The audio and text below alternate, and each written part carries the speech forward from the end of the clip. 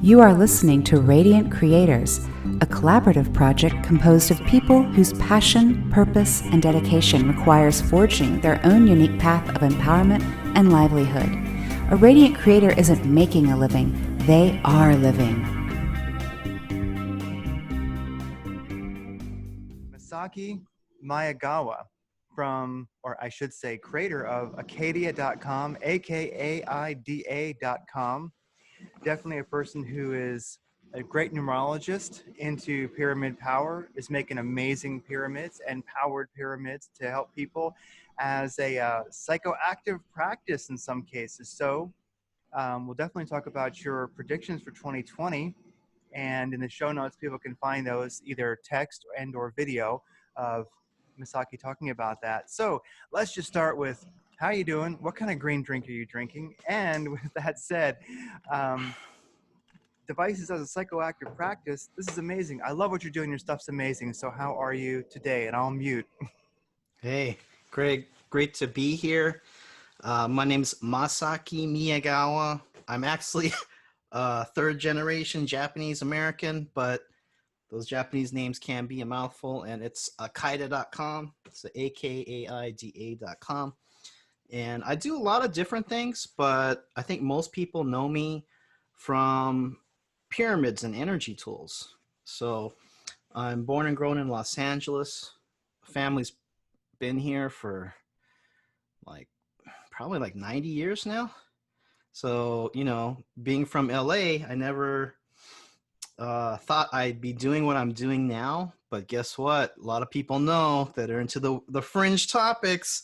LA is not a bad place to really dig into the hidden underbelly of what's going on, right? But also, I come from a long family line in Japan. My mother's side is Buddhist priest for 400 years, and they were samurai before that. So kind of had a military background and then switched to religious.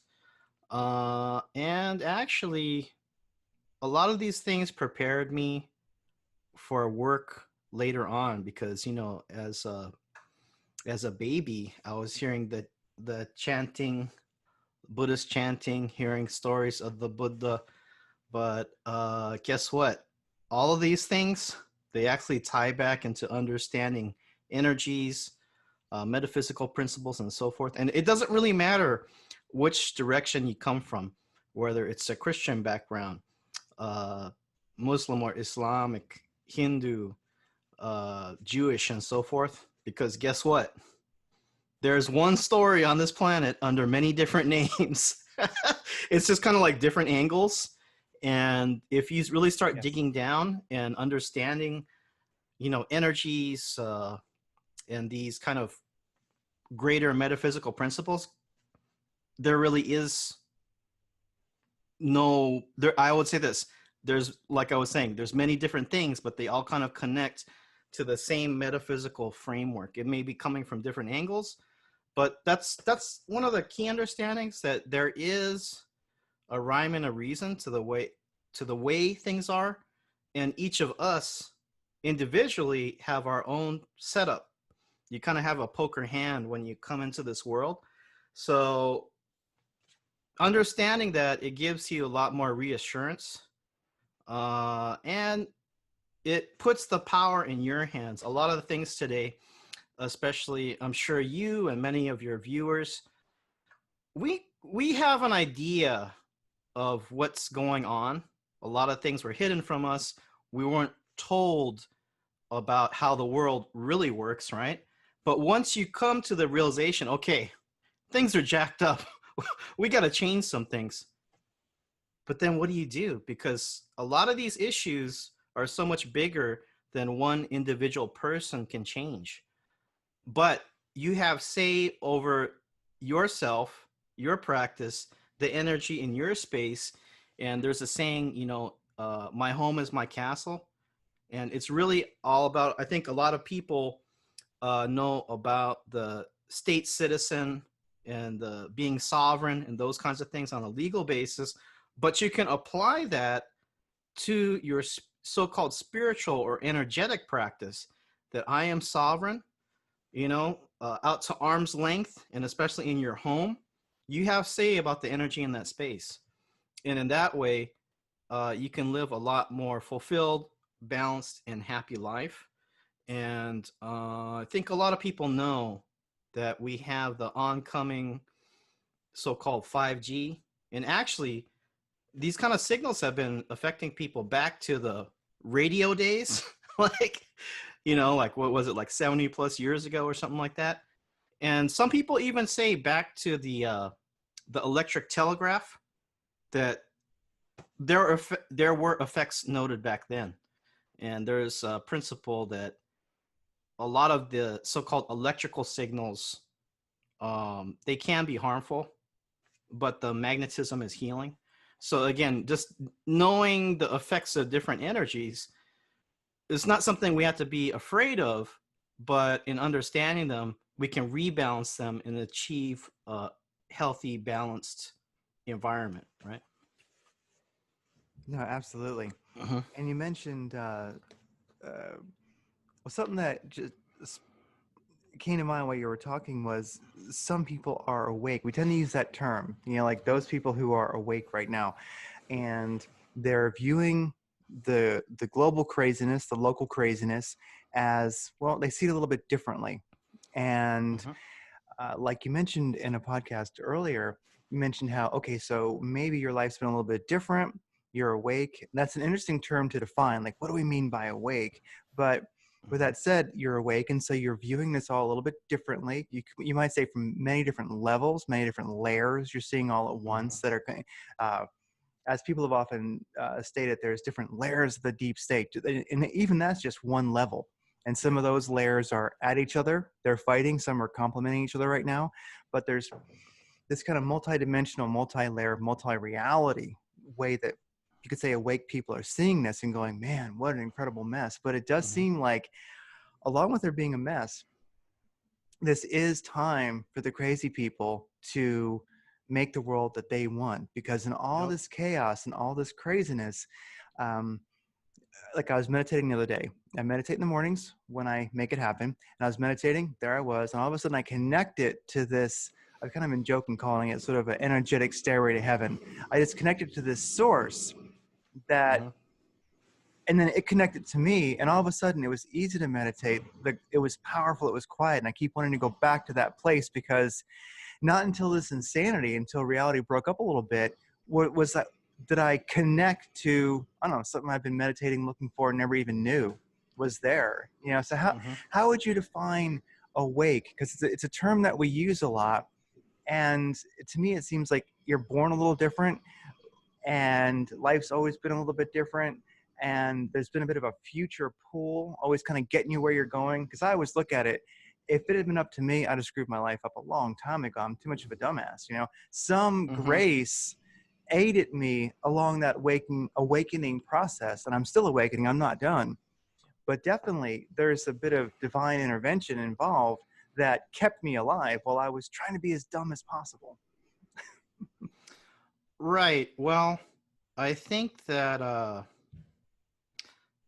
it depends what level you want to look at, because things are multi-layered, especially a lot of people are talking about the so-called Aquarian age, right? This is just in the astrological thinking, which is one esoteric way to explain the cycles, the signs and symbols of this metaphysical or cosmic realm that we're in, right? A lot of people think it's flaky, but with anything, if you look into it and you try it out, you see, what you find. But I myself do numerology professionally, and guess what? There is a structure to the world we live in. So a lot of people say we're coming out of the so-called age of Pisces and going into the age of Aquarius, right? And things are multidimensional. So I would say that, especially this year, is very polarized.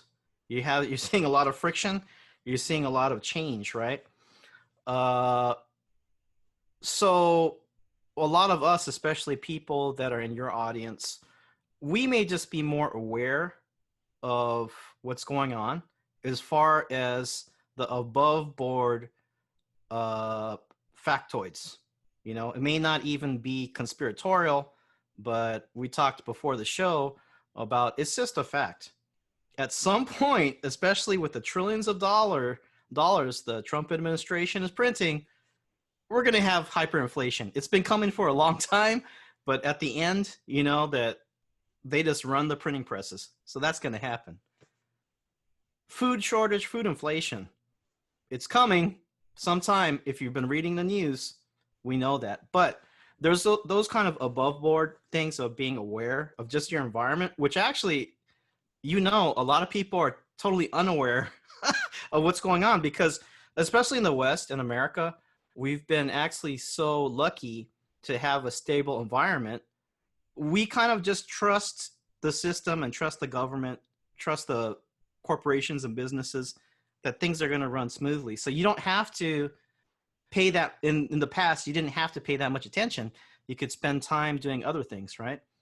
But everything's a cycle, and we're coming to the point where things are coming to a great change. And in between two ages and between big shifts, you have a lot of chaos, right? So I think actually part of being aware, though, of the above board things is a deeper so-called metaphysical or so-called spiritual or energetic understanding, because a lot of us were just born, it's just our setup, right? That we were interested in fringe, weird topics. So we're not so particularly tied to the mainstream media because that's not where we're going to find the information that interests us anyway, right? So that's probably one reason why the so-called metaphysical people or the holistic workers are more aware of all these multi-levels, because we have many interests and a lot of them are not particularly in line with what the mainstream public or the mainstream media is telling people. But also, I think a lot of us, we have the so-called intuition or sixth sense of that little itch saying, hey, there's something wrong here, or this is something I should look into, right? You have that little impulse, which actually everybody has, but most people, they suppress it or ignore it because they say, well, if I go that direction, that's kind of like, that's not on message. That's not what the mainstream is saying. So I must be the one that's wrong, right? But what you learn, especially even if you do esoteric readings as a hobby. So say you're into astrology. I know a lot of people have a deck of tarot cards. They may do it just as a hobby, not even professionally. But what you learn as a reader is to trust your intuition. You know, and sometimes you're wrong and you got to have that feeling. This feels a little bit off. Let me go back and check it, right? You have to have an internal compass, and that's becoming especially key in this time. So, yeah, as far as being awake and aware, there's many levels, and there's no so-called right and wrong in the larger sense, because you know this time and this shift that we're in has been prophesized for thousands of years, many generations, but we're not all here to do the same thing. You know, some of the so-called, like, you know, it's a terrible word, but you know, they say sheeple, right? The mass that just like, and they just go along with whatever the mainstream trend is. A lot of them, they're supposed to do that. You know, they weren't born with the same kind of impulses that we have, right? So, you know, you could go deep into it, but basically, we're all kind of players on a grand stage. This is kind of a cosmic theater we're in. And some people you may be able to talk to. And I've even seen this as recently as a few weeks ago. Some people I know realized, like, oh, there's something off about all these protests going on, right? And then it was like a major revelation for them, similar to, say, like 9/11 was for us like 20 years ago, right? 20 years ago. So there's always people that are waking up, but there's also people that we're not all the same. People are here on so-called different missions. Just be grateful that if you are into these interesting alternative topics and things like pyramids, like energy tools, like occult history, right? The hidden history, lost civilizations, and so forth. For years, you were the weirdo and it didn't have any practical application. Well, guess what? These are the people now that are starting to excel because we were actually prepared for this time now many years ago. So it's just funny how that works out, because I think a lot of us would have done it anyway, but it's turning out that was a good move to make. Oh yeah, and it's like you had mentioned in a different podcast where, so a lot of us are ready. You could say we're kind of ready for anything because if you think about being awake, there's different layers to that. Yeah, I mean, on one layer you could say there's like the QAnon people. I mean, Right. whether Q is real or not, they are a bit more. They're a bit awake. Something's happened. They are different now than they were before they got involved. They've never been investigative reporters. They've never looked deeper. So there's a little bit of an awareness there. Then of course you've got, and then it just goes from there. There's many different, like you're saying, aspects of awareness, and that is an important thing to realize. That just to be thankful, say, I'm aware. Some providence took care of me. I was born. I must have shown up a bit ready for this thing, and I've been guided through extraordinary, weird circumstances, and even like an individual realizing like something somewhat superficial, that the MSM, the mainstream media, is the hiss of the snake. The most evil force on this planet, I think right now, literally is the mainstream media, or at least they work for them. Yeah, they don't even know how to tell the truth. Like it's gotten so far now. It's like all they know how to do is lie. So. Yeah, they have no idea. Well, as far as entering the age of Aquarius from the age of Pisces, I've always thought a real marker for when that happened, I've always thought was the first nuclear test. It's like this sudden explosion of energy, boom. So I've always thought, I forget exactly what year that was when that happened, but I've always thought that might have been a good marker for that transit being in place. Right. I mean, a lot of philosophers and thinkers, they were aware of this over 100 years ago, because the Nazi movement, the Theosophical Society, even Oppenheimer, who was one of the top nuclear scientists at that Trinity bomb test you're talking about, which was probably like 44, 45, he invoked what? He invoked Shiva at that nuclear bomb test. So there you go. That's the meeting of the science and the occult right there, right? Or Nietzsche, who was talking about the Overman or Uberman. You could make links between transhumanism and the Uberman, but the Uberman could also be, in a positive sense, this higher metaphysical level or higher understanding and consciousness that we're reaching today, right? So a lot of things can have a dual aspect. When you get into the metaphysical reading systems, it's not good or bad. It is what it is, but there's often a higher and a lower aspect, right? So I think a lot of us are more interested in the holistic planetary group consciousness, right? The organic human group consciousness, because Aquarius is the sign of the group. But a very similar thing, just in a different aspect, could be a global hive mind or clone mind of kind of robotics or AI, right? It's a very similar thing, just one's kind of organic and one's inorganic, right? So, and I think in this time, just like we were saying, I don't think you can stop it. I don't think that you can change it. A lot of people, it's just in them from the day they're born. There's people that are going to gravitate to AI, and there's people that are going to go, you know what? I'm sovereign and independent. I like having a happy life and doing what I want to do.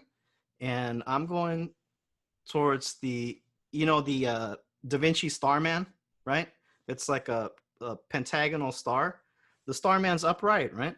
Well, what does the so-called more negative side do?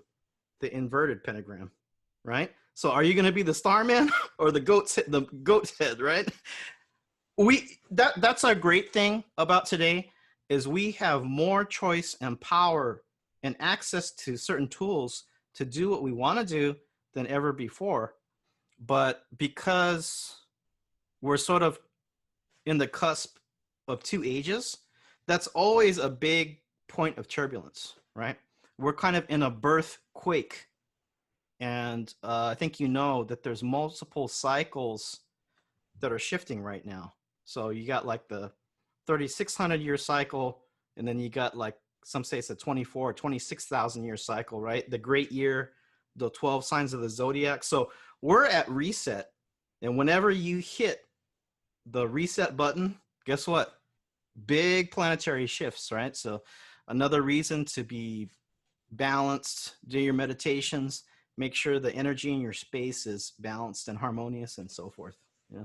Oh yeah, it's like we're at a time right now where you can. I think it was what Goethe was talking about, or was it the he lamented over the machine human during World War I. He was saying that we had all these, humans that were machines, fighting each other in the trenches, and so you can say, well, yes, that was reality for some. That was what was happening. But then look at Tolkien. He wrote Lord of the Rings, or at least the outline, in the trenches of World War One. And I kind of think that's how the crazy people, myself, the awake people, are dealing with these things right now. You might say, wow, we're in the trenches because like 1919, 1920, look what was happening there. A rise of fascism.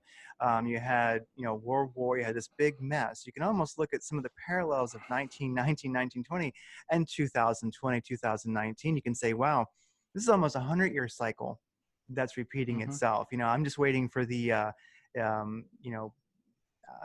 who's going to be the dictator. I have some theories, but I won't say them. who's going to be who's going to be the Hitler? Who's going to be who's going to be the next person like that arises? I have my eye on a couple of people, but I think it may surprise me who that is. But it really feels like that 100-year ago history is repeating itself right now. And go ahead.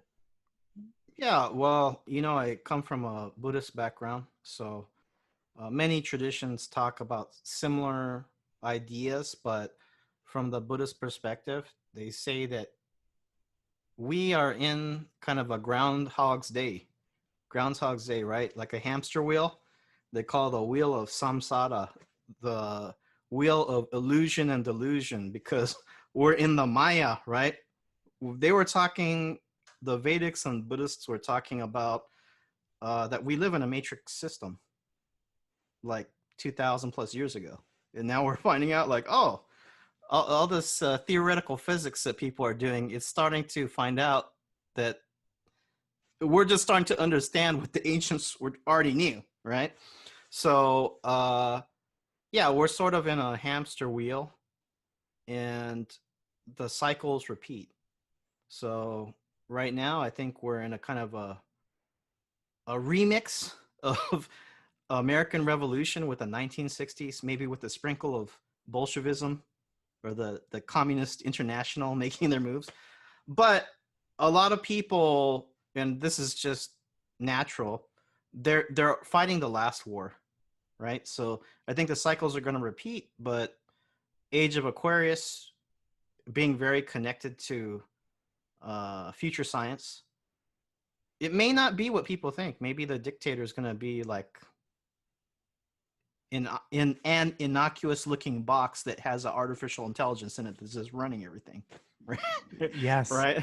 Yeah. And there's a lot of people who would like that, who are working towards that. Well, there was the mystic Rudolf Steiner, and he talked about, you had he used unique terminology. He kind of he used some terms that people are familiar with, but he really defined them differently. He talked about Ahriman and Lucifer, then like the Christ in the middle, and Lucifer was getting lost in beauty, you might say, like the artist who's amazing, very, very good at what they do, but they don't like the world because it's not beautiful enough. And so that, and there, if you fall for that, then you become unhinged and you're not really in the world. But Ahriman was basically like the dark earth. It was the eighth sphere, and it was another dimension of earth, and it was incredibly dense. And Ahriman was pulling basically like life energy, souls in a way, connecting to them and pulling them into the eighth sphere. And it was a very dense, materialistic earth that he wanted to create. And now Steiner said that, yes, we'll move into a new earth. There'll be a new dimension. Like there's been, he mentioned like so many earths before, like 5 or so. And he's like, you know, we're getting ready for a new earth, a new dimensional like shift where we, boom, go to a new earth. But you do have these, like the delusional Lucifer, then you have like the ultra physical Ahriman. Now, one of the things that Steiner said was that Ahriman would be manifest in our lifetimes, that it was coming. There'd be actual physical manifestation of Ahriman. And some Steiner fans, Steiner researchers, people who've been into the work, do kind of agree. They have a bit of a theory that that very well could be AI itself. It's this very dense, physically base, transhuman, get rid of your body, become a machine. And so, yeah, it's almost like, maybe for those who are, and I shouldn't use the term crazy. I love crazy instead of awake, but awake crazy, crazy awake. You're right. You're saying, wow, so now we're going through a new cycle, definite change. The world's crazy, but wow, you really want to be connected to your own inner authority, your own meditative presence, your own power. And you want to be creating, as you mentioned, the world you want, because you want to be able to react to, I mean, it's almost like the mainstream media and all the craziness we're watching, it's boring because the emanation that's coming from this, I can't even see it yet. I can only conjecture, but it's far out and I got to be ready for it. Well, you know, Aquarius has a lot to do with the group, but like I said, also, it's also the group mind. And there's the so-called madness of crowds, right? But it's just a fact that there's a certain distribution of like a curve of personality types. And I can tell you from numerology, right? From 1 to 31, if you're born on a certain day, you're going to have certain skills. So just on people being born every day of the year, it's already setting up that there's the equal distribution of types of people, right? And I can tell you, the alpha types and people of a certain mind, we don't like being told what to do. So it doesn't really matter how you were educated or whatever. Some people are just stubborn, and some people don't like to be told what to do. But going back to what you were saying, it's the more that you work at it, the so-called your energetic body or your so-called, because you in this world, we live in a yin-yang world, right? We live in this material 3D. That's the hard material. But we also live in a sea of energy, right? Because it's two halves of a whole. But another word for energy is so-called spirit, right? So people know that you go to the gym, you work out, your muscles are going to get bigger. But what a lot of people are not told is the so-called energetic or spiritual is like a muscle. The more you work it, the stronger you're going to get.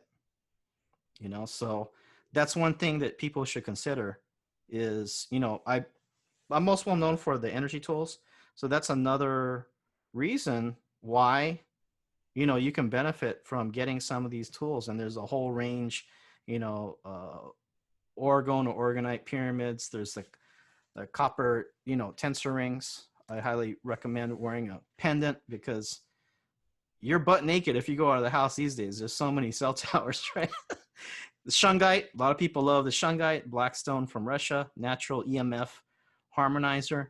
So practically, it's just something good to have because we're just living in so much, you know, if you could see how many overlapping signals are on us today, it'd be plainly obvious. It's like, okay, I gotta get some kind of energy tools to rebalance the energy, right?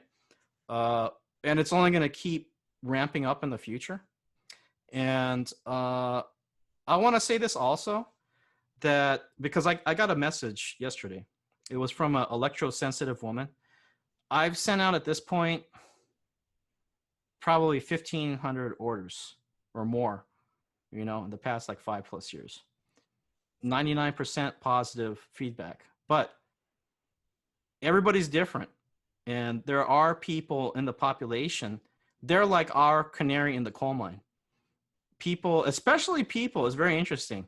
especially people that are very so-called spiritual, or they're like psychic channels. They're like a lightning rod, right? But guess what? They pick up all kinds of signals, and that's what you call electrosensitive. They're highly sensitive to all energies, right? And I had a woman, Lena Poo, who she specializes in 5G issues, right?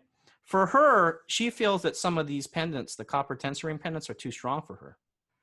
So she opts for just using some of my pyramids and a shungite pendant, which on the scale is a lot, it's not as strong as some of these tensoring pendants, but she feels like this is overwhelming. So you kind of got to feel out like what fits for you, right? And I have to say that although even sometimes I use the word shield, right? Like it's an EMF shield or something like that. It's more of a neutralization because it's not like it blocks the signals. It's not like you're in a lead cage that's blocking the signals. But what people don't consider is, say you're on a call, right? Like I have a EMF meter here. We'll pretend it's a smartphone, right? Say you're on a call. It's not just the time your head is against the phone, which has the antenna in it. There is kind of like an energetic imprint of that digital energy, which is chaotic on your body. And that's where the problems start. So if that keeps going on long enough, the cells no longer communicate, right? You're out of balance, and that's where the disease starts. So yes, if you are right next, and you know, this is happening, this 5G rollout, right? You know that the millimeter wave, the 5G is a spectrum. So it includes 1, 2, 3, 4G, but it expands it out to, because I think most signals now, they're like maybe 2.4 or 5 gigahertz maximum, but the 5G extends it out up to 72 gigahertz, right? If you are right up against a 5G transmitter, you're probably going to get cooked no matter what you're wearing, because it doesn't stop those microwaves from hitting you. But the difference is that if you look, say, on your laptop or computer, right, you go to the Wi-Fi dropdown, how many hotspots do you see? 10, 15, 20 plus, right? Yeah, many. Those are all overlapping. And now you're not getting the full signal strength, but it's enough to where you may not realize it, but your sleep is being affected, right? So if you extend it out just on the sleep basis, you're not getting enough. If you're not getting full sleep, sleep is the time when your body recharges and repairs the most. Weeks, months, and years, right? Eventually that could cause, it's going to lower your health, and you're more prone to get sick, right? So just on the sleep basis, but I'm telling you that, you know, many feedbacks. The first thing people say, better sleep. And that should tell you if let me grab a pyramid here. Yeah, let's definitely look into your devices. Yeah. Because yeah, you had mentioned that these are a great for your practice, as far as, you know, creating that that strong etheric body, that strong energy body, that inner authority, that connection. This is definitely an essential aspect of our practice. It can be integrated. So yeah, let's talk about your products. Okay, so a lot of the basic pyramids I will not have in stock because I'm more focusing on power devices now. But I do have, actually, you know, I have a Patreon. It's Pyramid Power on Patreon. And I've been doing monthly pyramid giveaways only for my patrons. But let's say you put this on your bedstand, right? If it's properly made, basically, if you can reach out and touch it, you're within range. If you have a properly made orgonite or orgone pyramid, right? And so that's going to basically keep you balanced, because it's not that complicated. If you're living in an imbalanced environment, it's like if you have a roommate that's always in your ear, that's going to make you frustrated or something, right? Well, a lot of us don't realize we have these signals screaming at us every day, and that's chaotic energy. And that chaotic energy results into you being hammered, right? I think everybody knows computer fatigue, right? But they probably never thought about that much, especially in LA, where we have so many people in the media, right? They're doing video editing, sound, producers and things like that, right? Music, doing mix downs. They're in these studios with all kinds of electronic equipment all day. At the end of the day, they're more tired than if they would have been not around all that equipment. Well, why is that? It's because the electronic signals actually have a chaotic component to it.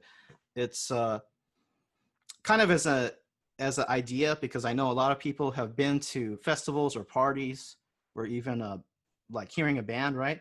If the sound isn't dialed in and those highs are hammering your ear, like you want to leave in like 5 minutes, right?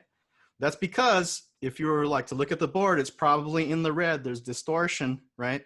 If you were to look at the sound waves, they're not nice clean sine waves like this, like round sine waves. There's like jaggies, right? The distortion.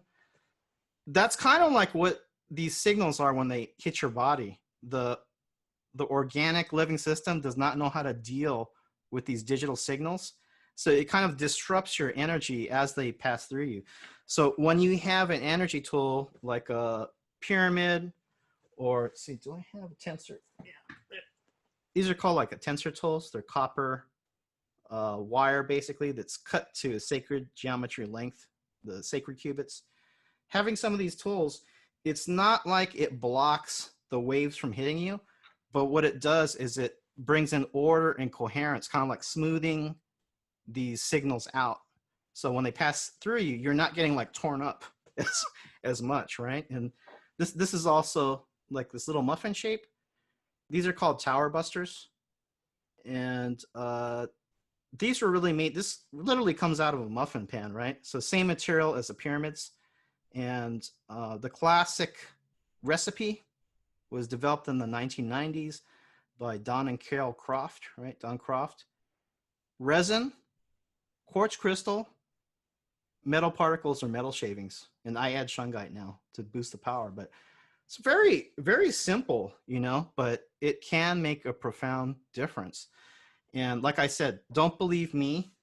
You should try it out. That's what I did. I've bought like a whole, because it's basically my life now, right? You could say it's my business, but it's kind of a lifestyle, even where I don't really think about it. It's like, do you think about having like running shoes, or, you know, depending on the climate, if it's in a region that gets very cold, you're probably going to have like a winter coat. If you're in like Seattle, you better have an umbrella, right?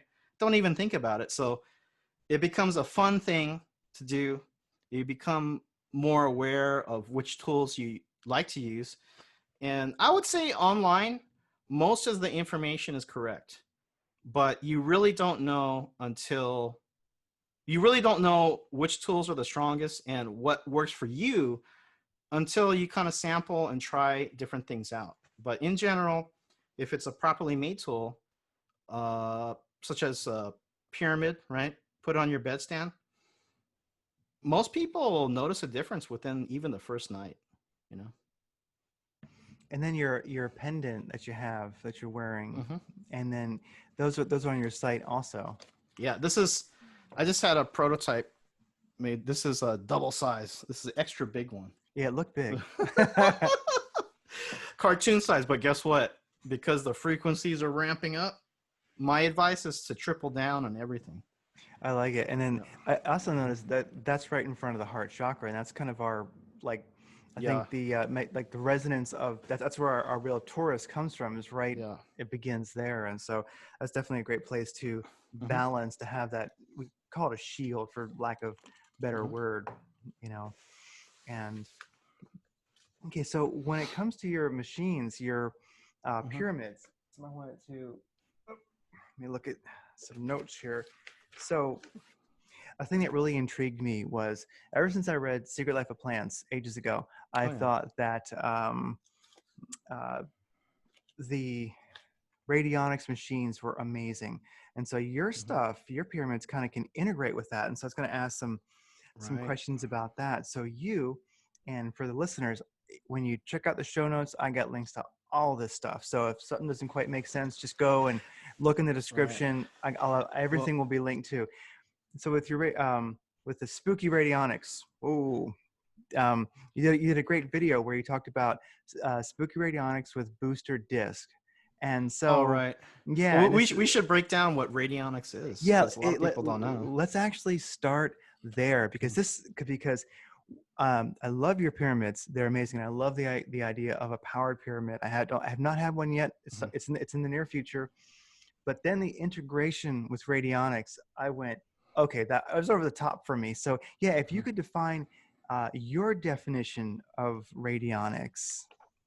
Okay, so radionics, it's a very small field. There's not that many people in it, but it's very powerful. But you can say that it's a kind of a homeopathy based on energetics and based on the concept of the holographic universe, right? So typically, and you know what's interesting is a lot of these things were actually in modern times originated in the US or America. Uh, these kind of modalities have existed throughout time, but in the modern written history, a lot of things, America, for all its problems, it is a very quote unquote progressive nation. Even, you know, we're coming up on July 4th. America is a Cancer sign country, but that 4 number, the day of the month is a special skill. That 4 number is Aquarian energy. So technically innovative, really good with technology and those kinds of things, and very rebellious. Also, maybe a little bit too individualistic, you know. But basically, radionics, typically you will have some kind of a box, or it could be a board, and it will have dials on it, which are for the rates, which are discrete numbers, right? You can tune in, and it will have uh, an input and an output plate, which is called the trend and the witness. Input, output, trend, witness. The input would be the influence that you want to send, which can be just a plain rate because they have books of known number rates that correspond to different organs, that correspond to different um, herbs, you know, substances like that. So you could look it up, and maybe the person has a problem with with certain organ, right?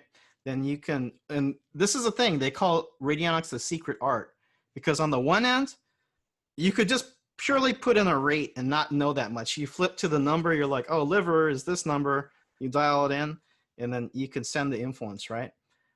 But on the other, that's the more understandable side, right? Which is similar to rifing. If people know the rife machine, it's a frequency healing or frequency therapy device. They don't like it when they say healing and that kind of stuff in America, right? But on the far end, with radionics, you're actually doing manifestation and boosting the thought form or thought wave. Because, and this is the thing, when you start working with energy tools, and especially some of these power devices and modalities like rifing or radionics, it's real time, hands on, really showing you how the world really works, right? I'm not doing all this just for my own, like, I think it's working. No, people are using my products, and I could tell you they're in the veterinary field, some are using it for themselves. Overseas, it's a little more open where they have holistic centers that are doing these things, right? In the US, I would probably pretty much, you know, focus on yourself. I do that myself. People have often called me to help them set up. But if I do that, I say, you push the start button because I didn't do anything. Because there's so much liability involved, right? Or like, can you come to my house and just run a session? I'm like, no. No. I don't want to get in trouble, you know? That's just for my own coverage, right? But the radionics, it on the far end, you are, because you can shift this holographic reality. You can't, I don't like this term, but some people call it wishing machine, you know? Basically, each of us, we have a hard setup. We're on a playing board, but on the playing field, you can push it. You do have some degree of free will to push it in certain ways, right? So it's not like you can make something totally out of your realm happen. But within your setup, your poker hand of what you have, you can shift it, right? So the radionics, you can, so going back to say the homeopathy side, you can imprint, say as an example, aspirin pill, right? The pill is the influence. So you put it on the input, then on the output, you can have a placebo pill or water. You tune the rates, the dials, you run the electrical input from the frequency generator, right? There's like antenna coils under the board. It's like a chipboard with an antenna coil printed on it, you know, like a computer chipboard. The current goes through, creates the field. That holographic signature of the pill, of the drug, of the aspirin, will be imprinted onto the placebo pill or the water sample. The person takes the tincture, right? The homeopathic water, or they take the pill. The body will react exactly like you took the actual substance. That's pretty deep, right? But you go to now we'll start to go more away from what is understandable by the mainstream. Do the exact same thing. You put the pill, right? But now you take, you need a target if you're going to send it to somebody. So you take a DNA sample, right? Pill, right? Rates, DNA. The DNA is a holographic piece of you, right? So when you run the board, the frequency goes on, the current goes on, holographic signature of the pill, hit the signal starts hitting the DNA, you start getting the influence without even having taken anything, right? But you can get even more trippy. What if you don't have the DNA? Oh, but I have the patient or the client's photograph. Put the photograph. The photograph is a holographic signature. But get this, you can even put the person's name, write the name, because guess what? The operator in radionics is really the key. The machine itself will do nothing. This is kind of a modern magic. Isn't it? It's kind of like voodoo, right? It completely is, yes. Yeah. And so that's on the homeopathy side. But then on the far end, when you start getting to these holographic realms, right? The thought form or your intention is a signal or has an energy to it. So you can write an intention, and I always say in the highest good, right? We always want to do things balanced in the highest good. So as an example, people know this from, it's kind of, it's funny, Trump is a believer in magic because he's an acolyte of Norman Vincent Peale, the power of positive thinking, which is a kind of a magic. Oh, I didn't realize that. Okay, oh yeah, cool. He's a chaos magician. Okay. Oh, he definitely is a chaos magician. Yes. But you always say it in the present tense. Not I will be, but I am, right? So I am healthy. But you really have to embody that also, because if you're just writing it and you're not really invested in it, it's not going to work. It's not when I use radionics, I look at as part of a meditation. To me, it's not a magic box. It's part of a meditation to boost and reinforce what you're doing, right? So say I am healthy. Then you could put your own DNA or your own photograph or something like that. You run it, boom. That is a definite energy that you're putting in motion, right? And actually, we are doing this so-called manifestation every day just by the fact that you're a spiritual being on this planet. You have an energetic field, right? The kind of the heart center here with the solar plexus right here, this area, you create a toroidal field, right? Kind of like a donut-shaped aura. But we are affecting reality every day. It's just that people don't realize it, right? People, it doesn't matter if you're Christian, Muslim, Buddhist. If you're on this planet and you're breathing, you are affecting reality. But most people are just unconscious, right? So for the people that are in the holistic fields, that they start doing hands, this is what we call the scalar field, right? There's many people have come to this from different angles. Wilhelm Reich, he had the orgone theory, right? Chinese medicine, talking about qi, right? Vedics or Hindus, they talk about prana. This idea of the holographic reality explains a lot of paranormal things and metaphysical things, right? Because people that do hands-on healing like Reiki, well, you can do long distance healing without even the person being there. Well, how does that work? Through the example of the Radionics board, now you're starting to understand how it works, right? Because you have an energy, you have an intention. If you're a hands-on healer, in your mind's eye, you're focusing on certain areas, right? Is it blocked or is it clear? The energy in your mind's eye, as you're visualizing it, you're cleaning the area, and in your mind's eye, as it's becoming cleaner and cleaner, energetically at the simultaneous time, the energy is shifting. The person doesn't even have to be there in front of you physically, right? This makes totally no sense to the above board science, but guess what? The top scientists know, because they're all magicians and occultists, right? So it's just, it's a very interesting area. And I think more and more people are becoming aware of this. And that's what I'm saying. I didn't even know about this 10 years ago, right? And now I'm making devices and boosting discs and products for this field. So if people are, lamenting like, oh, it's so bad today. Yes, we're in a great change. This chaos and the reformatting society is in motion.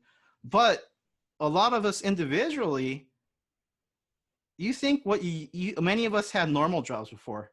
Now we're doing what we like to do. Like I get to work with pyramids every day, right? So that's a wonderful thing. So I think a lot of us don't realize, because it took many years and things gradually shifted. We don't even realize that we're in the space that we're in right now, that we have a lot of opportunities right now.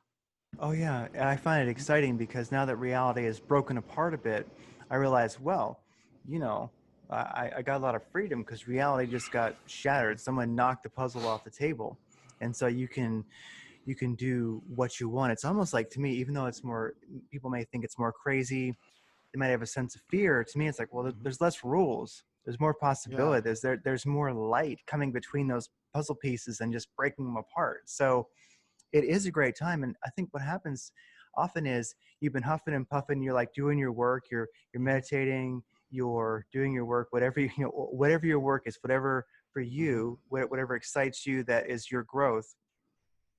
All of a sudden, once in a while, it's good to stop and look, and you realize, look how far I've come. I didn't realize how far up this mountain I was. I just thought it's another day. It's Mercury retrograde. There's somebody jackhammering next door. Damn it, Then you look and you go, whoa, I am way up high. I had no idea how far I'd come.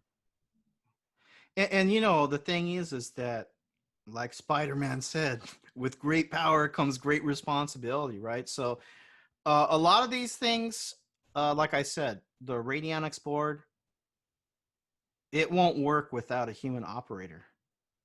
So that's also profound, because guess what? That this mechanical AI world, that's why it's the digital vampire, because you can be the ultimate master of the 3D world. But the more you move in that direction towards a 3D, you start losing the psychic power, or you start losing the power manifestation. You start losing the generative force of your own organic being. And the pure 3D God is like a hollow shell, right? So who's more powerful, really? And, living in the 3D world forever, that sounds like hell to me. So.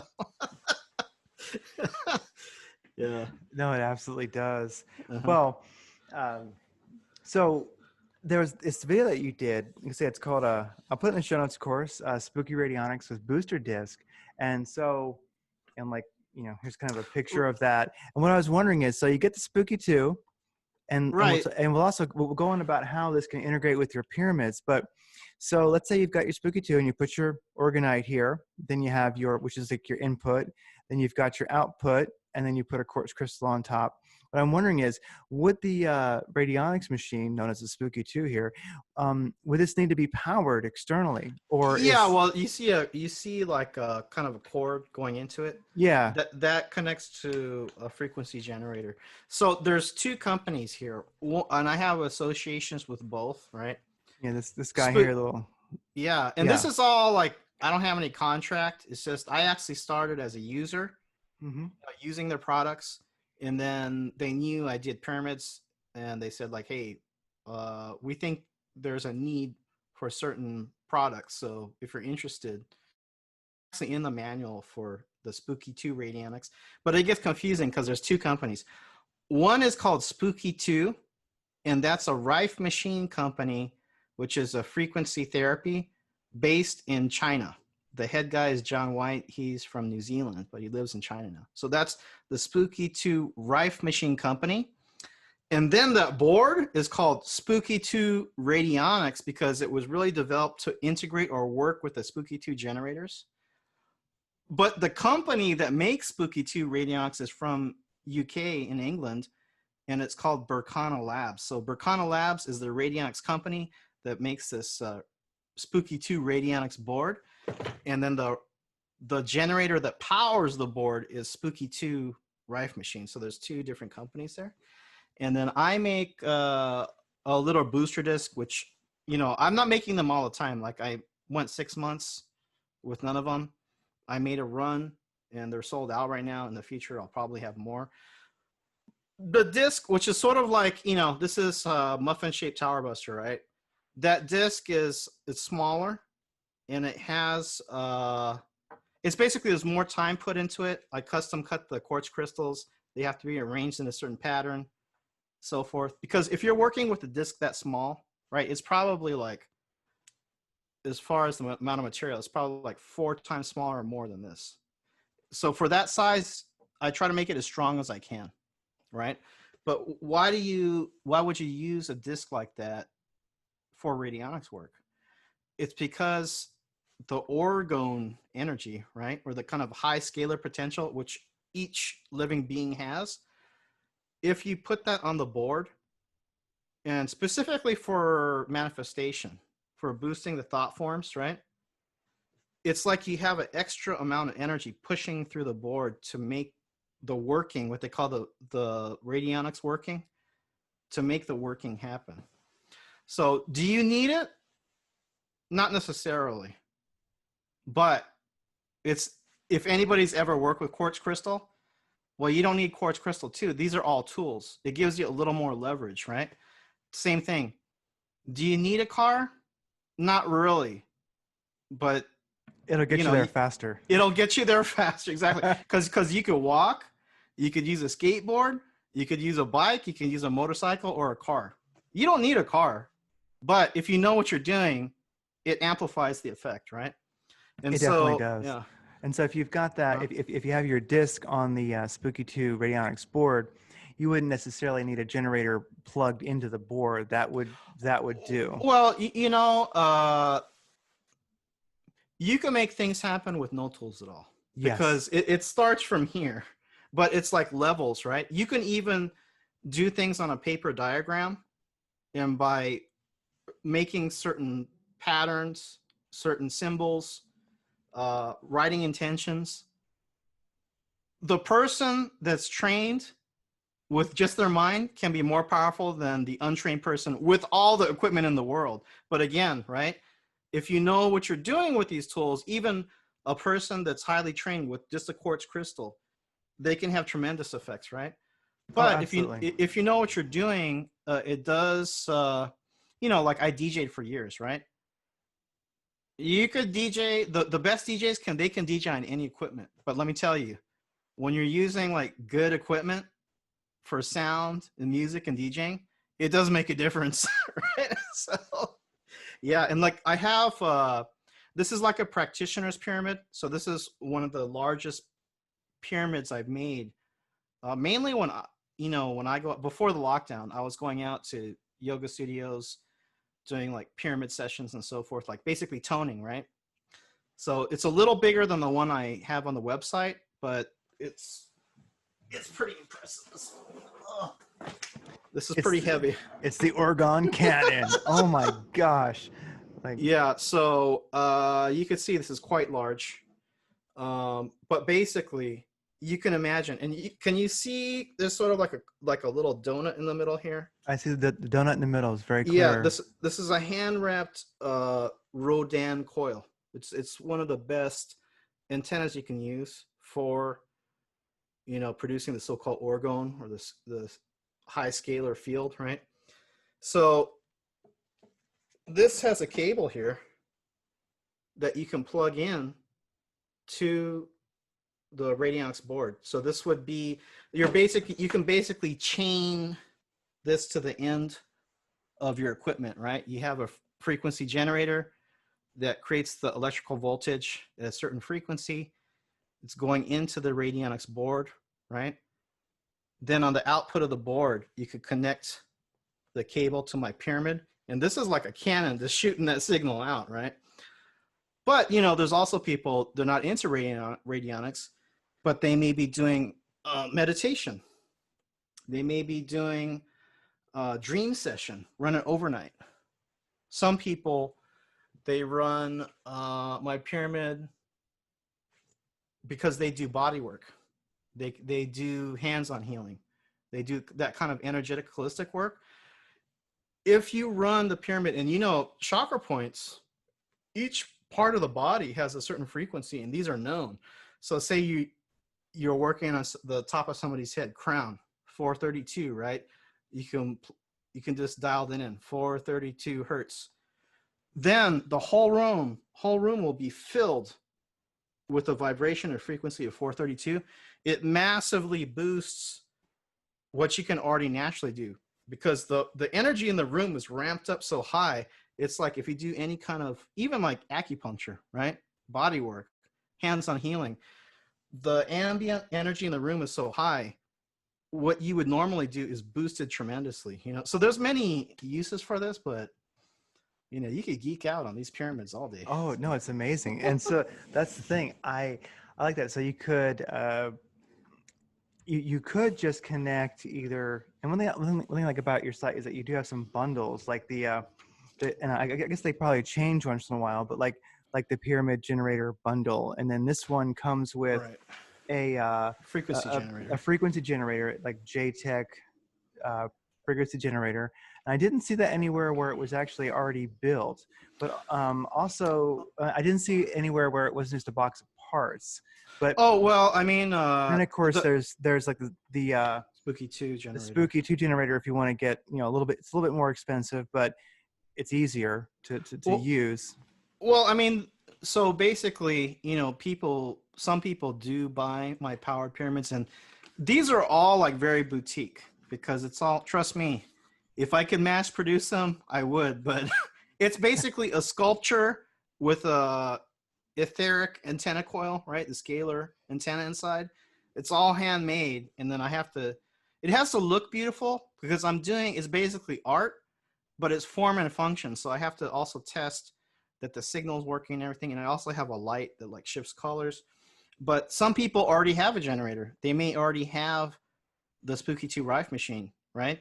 So then they'll just buy the pyramid, the powered pyramid. But there's a lot of people, they don't have it. So I basically offer that if they want to out the box start, with a powered pyramid. You got to have the pyramid, but then you have to have the unit to power it, right? So that's just sort of option. So a lot of people find me through the Spooky 2 Rife machine or the Bracana Labs Radionics, right? Yeah, but some people, they don't have anything. So out of the box, if they want a generator, I can supply one as a bundle, right? Yeah, and I think oh gosh, what was I've got that company name. Yeah, the anyway, the company out of the UK. Oh, Berkana Labs. Yeah, Berkana Labs. The Spooky 2 Radionics. The Spooky 2 Radionics, like the generator, I think they have your pyramid mentioned in their manual. And so one thing I did, people can check out in the show notes, where I found they actually have some intro and like beginning training videos on how to use the Spooky 2 radionics deck, and then of course also the generator, and how they'd work together, because it can be a little bit difficult for people, because like I had an interest in radionics for forever, since I read the Scalar Life of Plants as a kid, and I realized that wow, they were actually, radionics machines were actually used for pesticides also, but organic ones, where you'd say, you know, aphids, like aphids don't like pyrethrum. So you have your radionics machine, you put some pyrethrum, you put a picture from above from your field, and then actually, and it's been successful. So it's, you can almost say, or it's a form of organic farming.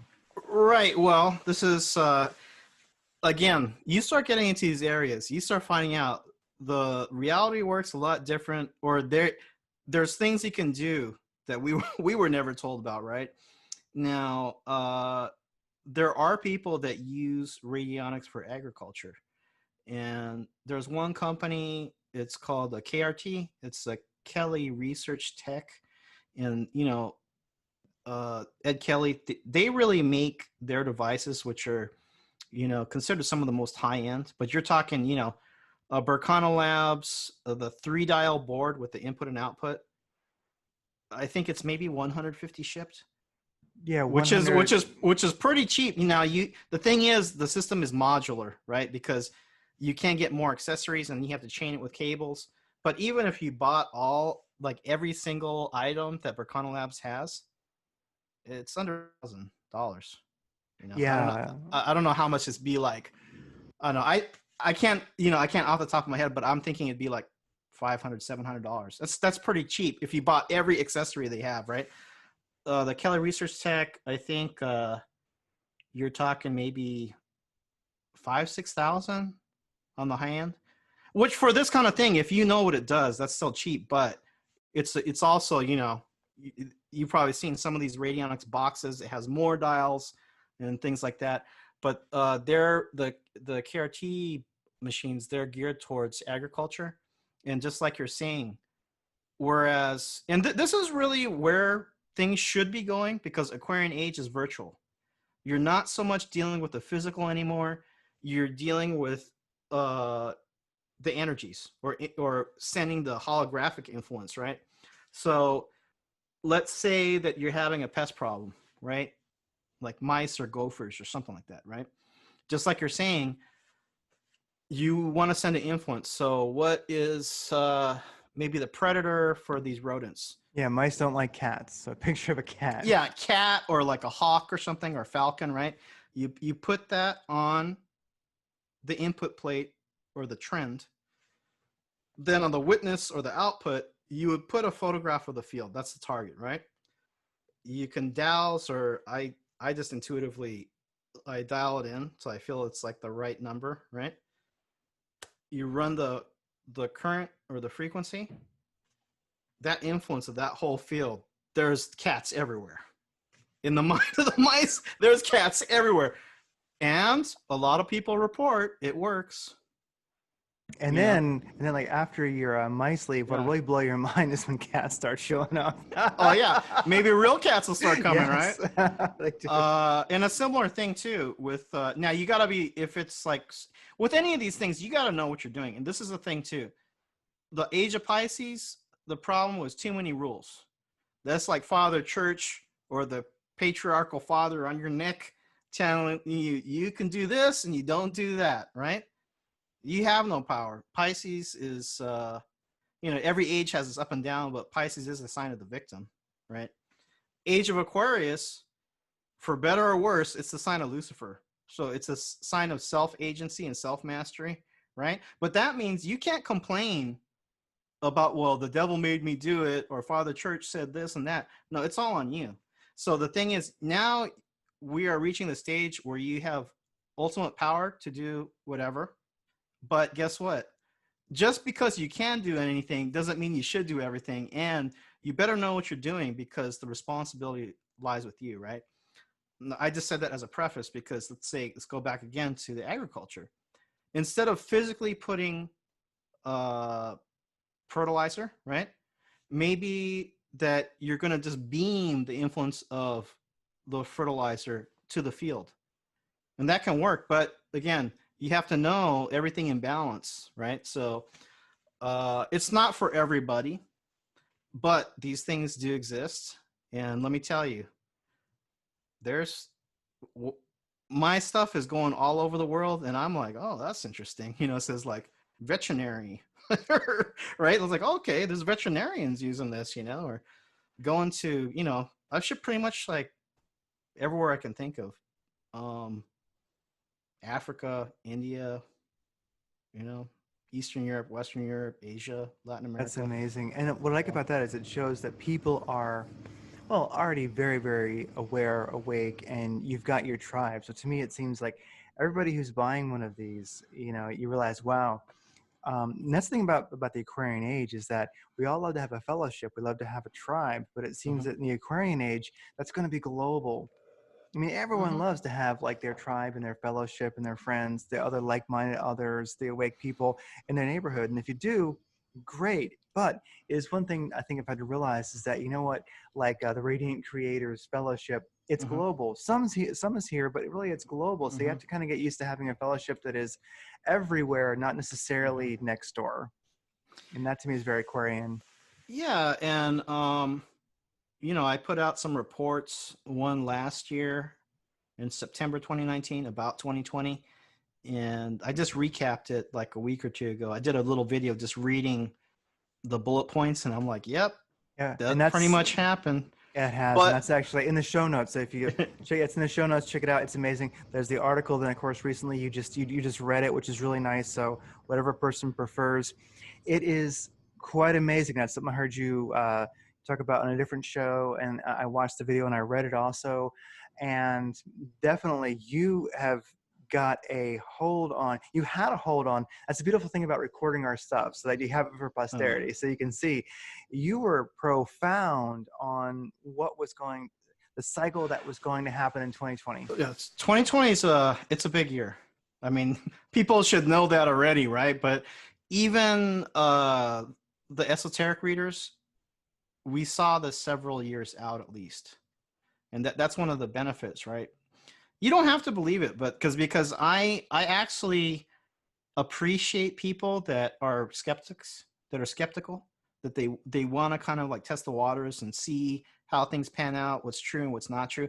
I respect people that ask questions more than people that will accept anything, right? But I have very high standards. So anything I'm doing, like I've spent a long time on it, and I wouldn't do numerology readings if I didn't know that it works, right? So numerology is my preferred method.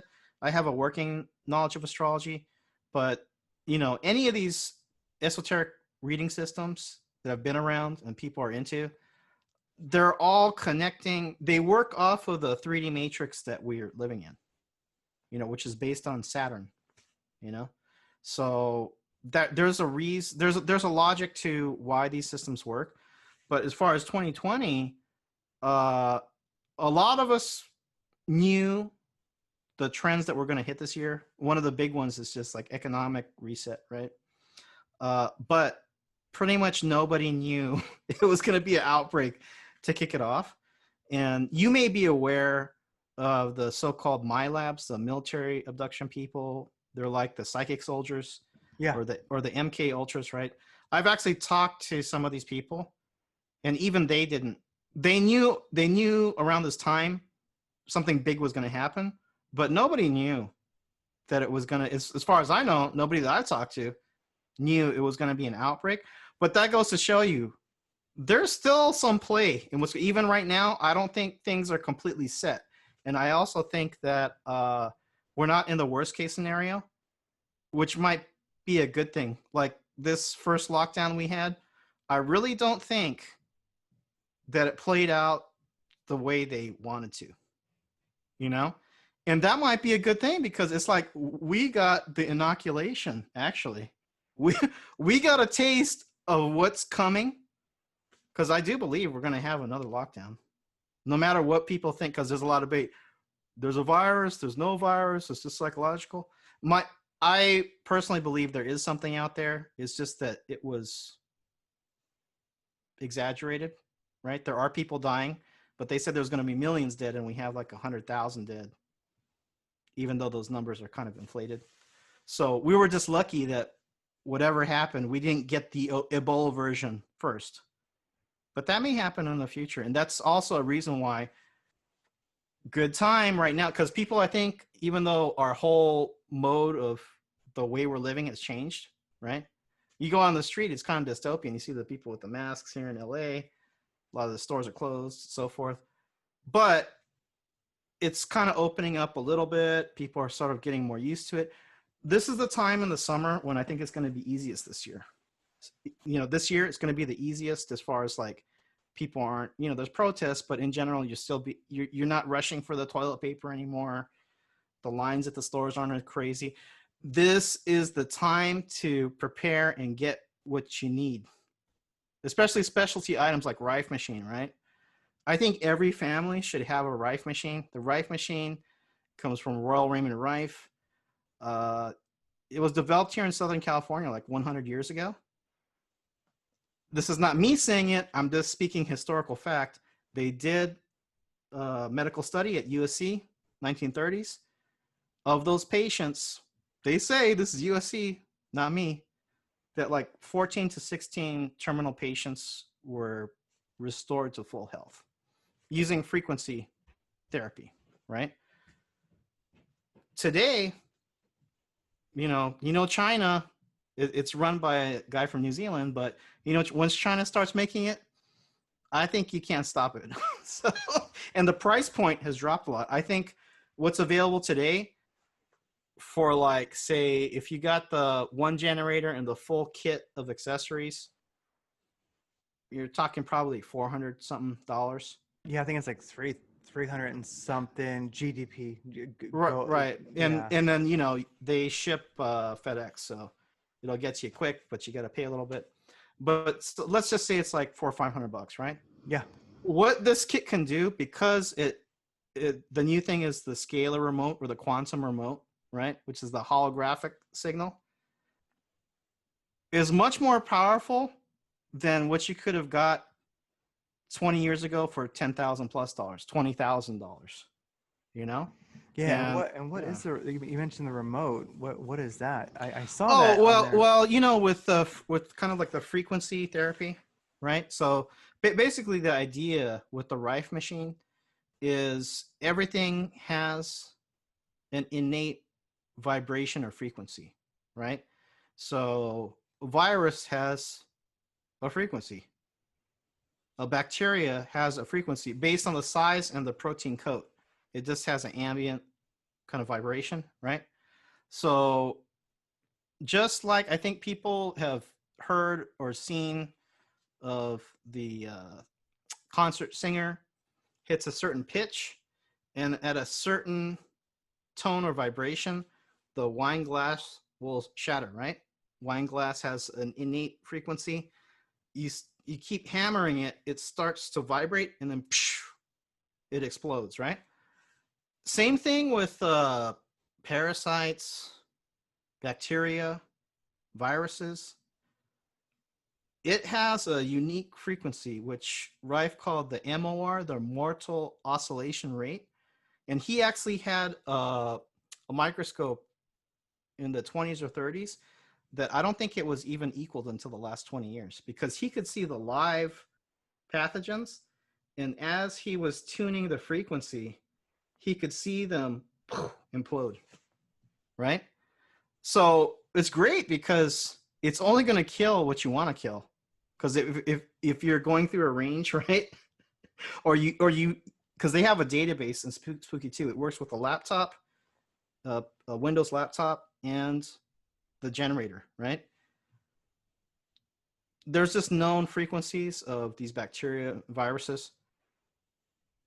you send that signal, it's only going to kill that one thing. It's anything around it, it's not going to affect, right? So it's a very Aquarian way of achieving balance in your health. The only difference now is Rife used a plasma tube. So people probably seen the children's novelty plasma ball, right? You touch it, the streamers come out. Well, plasma creates RF or radio frequency waves, which will completely pass through your whole body, right? That was original. Then after Rife passed away, he was basically completely destroyed because they put him through court, and the medical community, they basically shelved it because guess what? It's too cheap and too effective. Can't sell pharmaceutical drugs with frequency therapy, right? But after, Rife had done his thing, then into like the 60s, 70s, and so forth, the concept was still around, but it switched more to contact, like the TENS pads, electrical TENS pads. There's like a sticky, right? A lot of people have been to the hospital knows there's a sticky and a cable. Well, you connect those cables to the frequency generator. It runs the current at a certain frequency. That's another mode of delivering the Rife frequencies, right? But in 2014, Spooky 2, it was 2014 or 2015, Spooky 2 came out with this little remote printed on a chipboard. Okay, so it's a chip like those green computer chipboards. It yes. had a metal coil or antenna printed onto the chipboard. When the current goes through, just like my hand wrap coil, right, in my pyramid, it creates that 0 point field. Also it's like the scalar field. You put, again, the target, right? DNA sample, typically for Spooky 2, like a fingernail clipping. You wrap it in a piece of tape, you put it in the remote. As soon as that signal hits the sample, which is the DNA is a holographic piece of you. So check this out. Whereas plasma is the strongest, quickest, and I think most effective, but you have to be in front of the plasma ball. The plasma, it's expensive, it's not cheap. And, it can be inconvenient because a lot of us, we don't have the time to, I have the full setup and I barely use it. I use mainly the remote. You know why? Ease. Ease. Ease. You can turn it on, leave the house. You could even go to get on a plane and go to Australia. You're still going to get the frequency. You know why? It's the quantum entanglement. It's the holographic effect, right?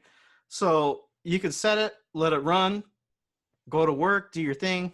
You need to do some groceries, go to the store, you come back. That whole time, you're getting the signal.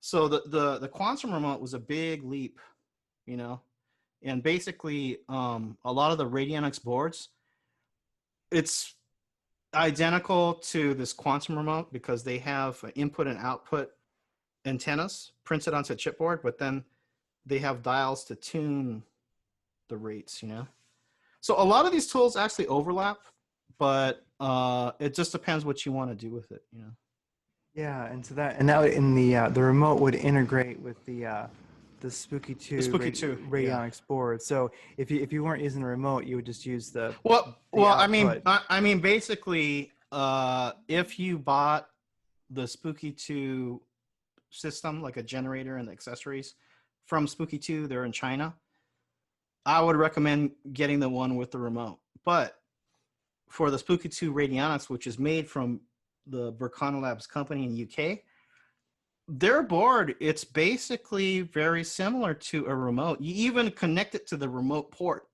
It has the Spooky 2 generator has different ports. You actually, for a lot of things, you connect it to the same port. But the Radionics board has the tuning dials on it, and it's like I was saying, rifing, you could pretty much, they even have presets. You could just click like start, like detox, run detox, and your bottle will start detoxing of like, whatever. E. coli, it's in the database. You could click it, start it, and go, right? But there's a reason why radionics, they call it the secret art. And there's a book by a guy, I think his name is Duncan Laurie. It doesn't tell you how to do radionics, but it gives you the history of radionics. And that's very interesting. So people could look at that, The Secret Art. It's a very thin book, but very informative. The secret art, okay. Right. But there's a reason why they call it the art or the secret art, is because the operator is innately connected to the working. Because on the one end, you have the A plus B equals C rifing. It's more understandable, right? Pathogen virus has a certain frequency. We know the frequency. We run the number, and it gets killed off, right? But then the radionics, it can start that very similar where there's known rates, but then you start getting to the holographic end, and then totally abstract the manifestation or boosting the thought wave or the thought form, right? There's real no difference between that and what people would consider magic. Yeah, and it is magic. I mean, I look at it like radionics is a very, very advanced sigil. I mean, it's a very, it's well, very. We even use sigils sometimes. Yeah. Yeah. So it's kind of a, yeah. And I would just say that I know it might be a little bit much for, well, no, it's probably not going to be that much. It's not going to be over. It's not going to be too, it's not going to blow anybody away. None of the regular listeners, I'm sure they'll get it. They'll be like, oh my God, I got to get his pyramid. That thing is so huge. And they're probably like, buying the thing right now while they're listening. But,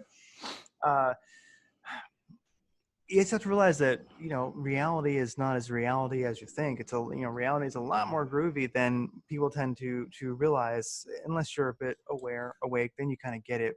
But you're always being astounded at how far out it really is. Like using radionics machine, using pyramids, it's like a muscle. When you use it, you get to know it, you get a familiarity, and then you'll see, wow, it does work. A huge thing for me was actually working with a guy named Ed Edwards. I've interviewed him before. Ed Edwards, Energy Ed as he's called. And he can just get a hold of you. He talks to you for a minute. He gets a hold of you. Then you just stand there, and he'll sway you back and forth. Then he'll push you forward and backwards. Then he'll tell you to sit down. Then he'll just put energy through you. And it doesn't matter if a person is a believer or not, and he can work on one person or a couple people. And I've worked with him several times when I was getting over an injury, basically. And you're just standing there, and he won't tell you which way he's going to push you, because then it might happen mentally. But literally, if you kind of like how would I put it? If you're being a little bit, if you annoy him, he will just shove you across the room. Okay. I mean, if you're like, I'm not feeling it, he'll be like, all right, hold on. Whoosh. How do you feel it now?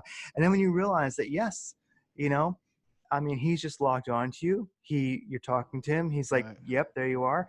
And he literally gets a hold of you, and he can push you around the room. It's phenomenal. So, yeah, go ahead. Well, yeah, I think that one of the things that I really benefited from, and I highly suggest other people, is it's very exciting when you first hear about these things, especially when you get to the more open-ended things like the radionics. Like I would say rifing, anybody can just jump in, because like I said, you just follow the directions. There's a whole ton of presets. I think they have around 60,000 frequencies now loaded in there. So you can, just select some frequencies and start.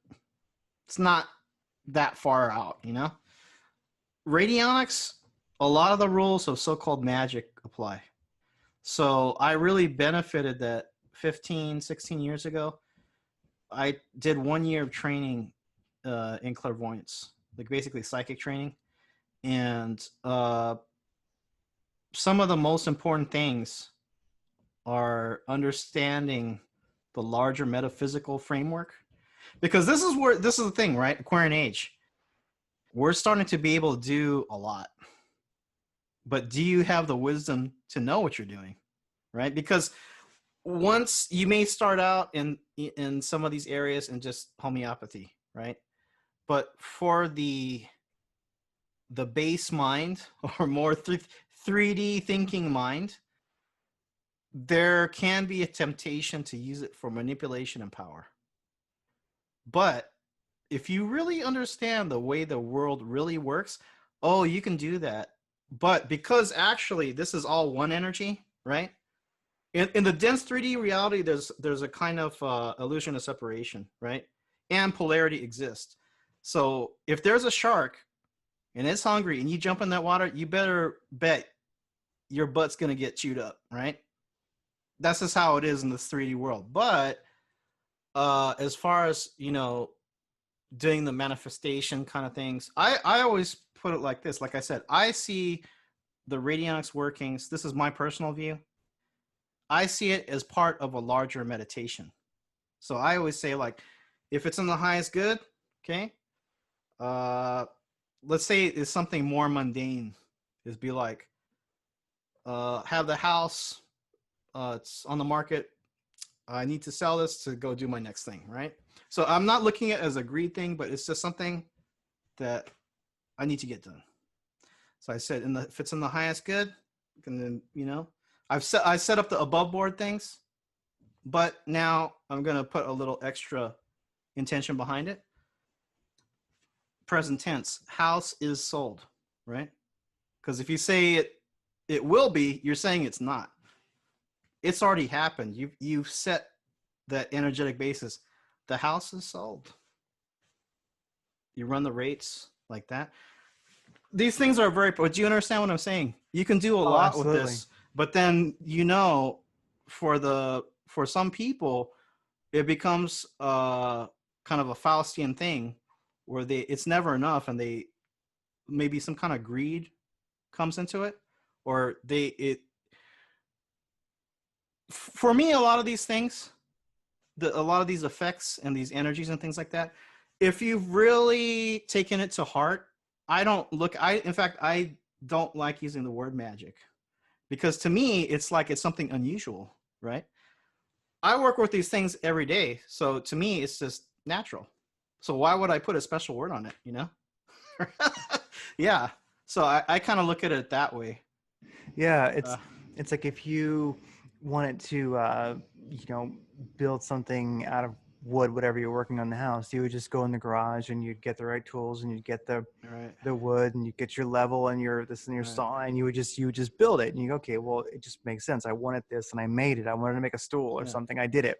Well, I think to the individual who's, let's say, aware, who's got that energy, then they go, okay, so I need to, manifest, and say, it's all like a means to an end. I think most people have a mission. They have excitement. It's not like they don't so much want things. They just want ease. They want to be able to really do their, you could say, spiritual exploration. They want to become more aware. It's always an inner journey, I guess you'd say. Yeah. So most of the people who are manifesting, in my opinion, that I know, are just manifesting ease to do that. So it's really within their own castle. They're not really trying to say, well, I want to, of course, they're not saying I want to hurt this person or I want to influence the world. Mm-hmm. They're just saying, I want to keep, I need the ease. So if I wanted to make a stool, I went to the garage and I got the tools and I made it. If I need something in life to continue my mission, then I just use the radionics. I use the power. I use the power of intention, through these sigils, through these physical devices to get to make easier the creation of what I want for the ease. Well, I look at it this way too, is like we all have a cup of water, right? And some people's cup is bigger, some's a little smaller. But the person with the smaller cup that reaches their maximum potential can be more powerful than the person with a bigger cup, but they never work at it. Or let's put it another way. Athletics, right? A lot of people out the gate are naturally faster runners. They're a superior athlete. But if they're lazy, the person that is average, that trains every day, can outpace the natural athlete that never did anything. So I look at it that way. A lot of these things are allowing you to reach a higher potential that most people, they're really, how they say, like, oh, it's probably a myth. They put a number on it, but we only use 10% of our brain, right? Well, I can tell you, because you can look at this energetically, most people are not using much of their creative potential or their life potential at all. You know, they're probably below 30 or 30% or something like that. So some people look at that like, oh man, I'm not doing that much. The flip side is you have that 70% you're not even using yet. So that's a great thing, because that means, you know, if you're already like 90%, you should look at that like, hey, I'm already topped out. But most people are the exact opposite. It's like, you're wondering what you should do with your life. Well, guess what? You have this much gas in the tank that you've never even tapped into yet. So that's a great thing, because that means future potential is much more open than you would assume, you know? It is. And that's, and so one thing about the craziness of the moment, you were on a great, the Night Flight podcast a few times. And Yeah. one of the things that you mentioned was a great line. You said, we're in a time right now where the magicians can see one another. And if Yeah. you've done your work, you're prepared for this moment. And we have to kind of be compassionate and realize that those who have not been doing the work, don't have that awareness, think of the bomb that just got dropped on them in 2020. And so that's one of the things that I oftentimes do ponder is, you know, how do we help those? I mean, really, it seems like you just work on yourself. You just do your thing. You follow your excitement. You can feel through your excitement, through your interest, what you're led to do, like building pyramids. And this kind of flows into, this is a time where we can create, you know, sources of income. We can create a newer, different life. We can manifest. Like, so we're watching a general populace that just had a huge bomb dropped on them, yet we're gaining power to manifest, to create, and all this craziness. The world's broken up. Now we can create. So it seems like I almost feel guilty sometimes that things are going so good for me in the midst of all this chaos. It's kind of weird, right? Yeah. Same. I mentioned this a couple of times on different shows, but those, at least in Los Angeles, we had a hard lockdown for about 2 months, right? They're saying something like 40% of the jobs are gone. People's future is uncertain. Let me tell you, I was more busy in those 2 months than before the lockdown. So it reconfirmed what a lot of us were saying, that the focus on the esoteric metaphysical, and I think also people are aware about the frequencies ramping up as far as like the cell phone towers and so forth. I think it got a lot of people off the fence, and they said, oh, I better get serious, because this is real. There's something big happening right now. So it was a wake-up call on a lot of different levels, but not just energy tool people, as far as like the pyramids and the tensor tools and so forth, but even like astrologers like me, numerology. I was getting a lot of readings also. There's such a big shift happening now that basically the client pool is unlimited, and there's not enough people to service the populace. So as far as, and people can check out the 2020 article I did, I was mentioning in there that a lot of the transits we're in right now, the astrological transits, it's running until 2026. So it's both. I don't think it's going to slow down. I think it's going to be very chaotic and unstable until the late 2020s. But at the same time, this is really the time. If you're listening to this show, you have an interest in metaphysical things. If you're a hobbyist and you've kind of dabbled in tarot cards, but maybe you want to take it, to another level, this is the time, because people are not getting the answers from the mainstream, right? Because actually, for most times, it's safer to run with the pack. You don't want to be a weirdo like us. But in these times, the oddballs and the weirdos are going to excel. So, and you can look into your own chart. You can, see everybody. There's indicators of this person's better at being like a creative type. This person's better. Like, this is definitely somebody that should start their own company or business, right? Everybody sort of has a different setup, but I can tell you, for those that have the interest, and it's one of your strong cards that you were born with, that you're an intuitive, that you just have a natural feel for these kind of things, it's something you should consider, because doing the tried and true regular thing, that may not work anymore. But I could tell you, if you're on point and you can put out quality work in the esoteric, there's a lot of work for you guys out there. There is, and faith is a good thing to have because, Mm-hmm. universe got you where you are. You were Mm-hmm. born aware, and it got you where you are through your own disasters. There was this future pool that ensured you were here now. Well, it continues. And so I know that people can oftentimes go, well, I don't know what I want to do. I don't know what I want. I don't know what I want. And I've always thought the answer really is raise your vibe, raise your energy, Mm-hmm. just work on yourself, do the work that you're doing, whether it's meditation, whether it's it doesn't, everyone has their own practices. I mean, I like one thing I think that can really get rid of a lot of energy out of the body that you don't want, like as far as trauma energy, is the Wim Hof breathing. If you ever heard of that, Right. whoa, you want, like, if you're stuck, try that. Gosh, like Joe Dispenza's written a bunch of books on manifesting, and the magic of reality. And so I guess it's just, the answer is always just, connect to your tribe, raise your energy, and what, Uh-huh. because right now I do feel there's a lot of people wondering that same thing. They're going, well, what should I do? Because now the world has changed. Well, really, just look at it as there's just so much opportunity. It's emanating, it's manifesting. It's almost like, just have faith that your new career, your new source of income, that really will be an aspect of your passion that will feel right, that you can pour your soul and your heart and your energy into. It's there. It's pulling you to it. It has been your whole life. Just have, during this time, have faith that that next step will be there. If you just keep owning your own energy, getting powerful, hey, and your devices are a great way to help do that. A great, it all comes from ourselves, but that's one of the reasons why I wanted to talk to you is, your setups are great. I mean, every little bit helps. So we've talked about some, modern magic, some really modern technology, the, pyramid power. And I think we've been talking about some great stuff. And I hope that what we've been talking about really does inspire people to have a little bit of faith during this time, that, what, just like you coming across this and listening to it, that next step is there. Just relax and build your power. Well,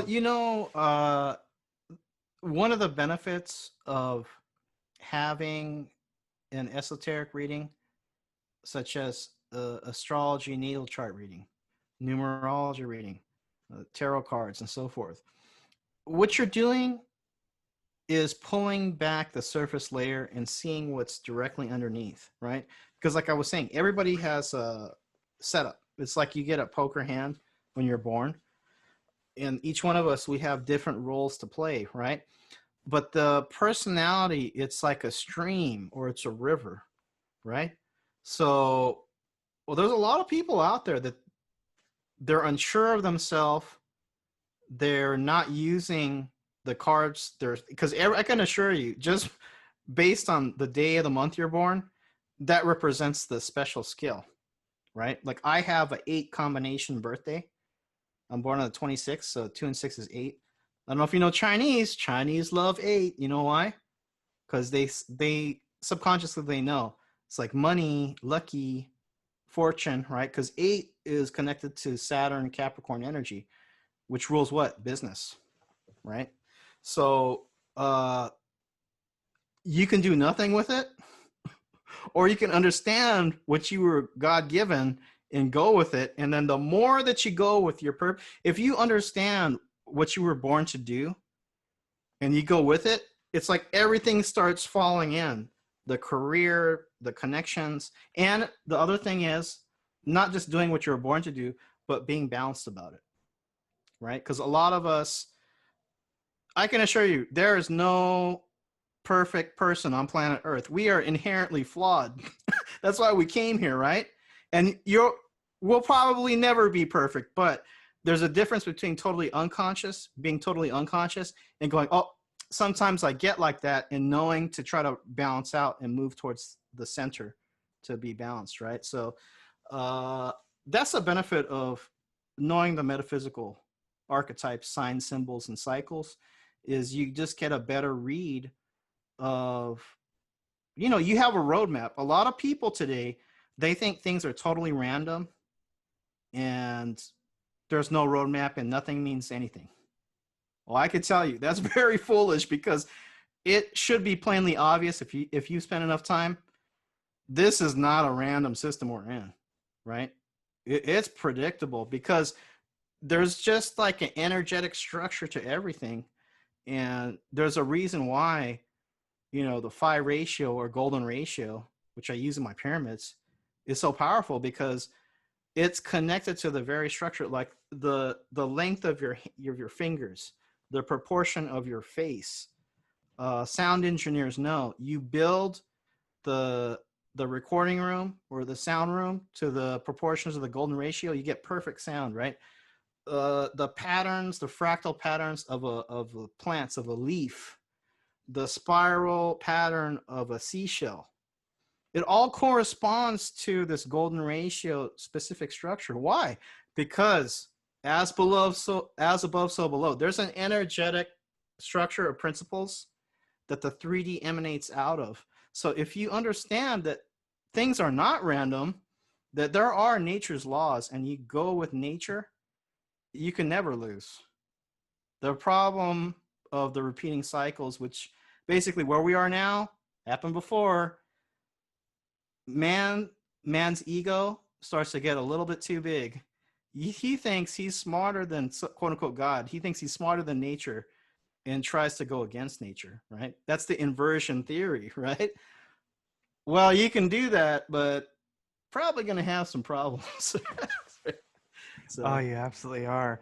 Well, I guess I don't want to keep you too long, but two things we had mentioned that I think are really valid is one thing I'll mention real quick before that is, because you've mentioned it in shows before, is the dark sigil, the black square that everybody sent out. Yeah. And like you look at something I have noticed that people who are intuitive, who feel, have noticed recently is it's like a black signal, just like a dark signal that they were feeling. Like, I just feel like it's a signal of some kind. It's being broadcast. It's just dark. It's just heavy. It's and then soon after many people were feeling that, then came the black square, was everywhere on social media.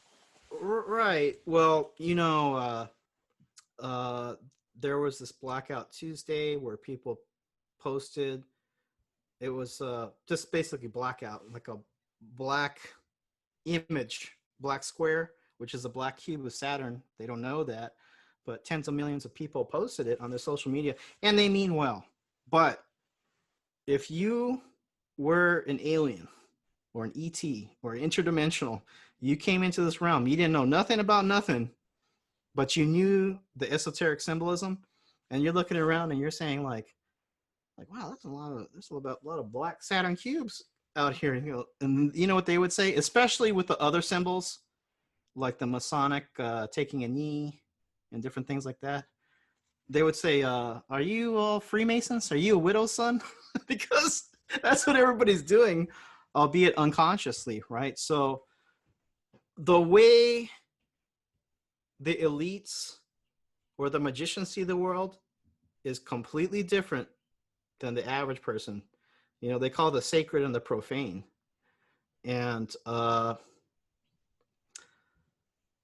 there's a lot of traditions that say we're in the fourth quarter of the game. We may be in overtime, right? The tallies of the chips on the board are being counted up right now. So, the Christians say we're in the harvest time, the end time. I believe that it's not the end, but we're definitely at the end of the age and beginning a new one. So it becomes particularly significant because this does have to do with the free will. Now, I think that we have more power than we know and less free will than we think. But yes, in our conscious 3D life here, people should try to strive for more understanding and just keeping an eye on the esoteric meanings of things. Because if you, of your own free will, start using a lot of these Saturnalian symbols, which Saturn in itself is not good or bad. In fact, it can be extremely positive, but some of the most profound things happen when you get your butt kicked because Saturn is one of those dark planets where it's about restriction, putting the pain on you, right? I have a Capricorn midheaven, 10th house, which is career. I didn't start really hitting any kind of visible success until my 40s. I'm in my early 40s. That makes sense. Yeah. So, because why? Because Saturn moves slow. That's why.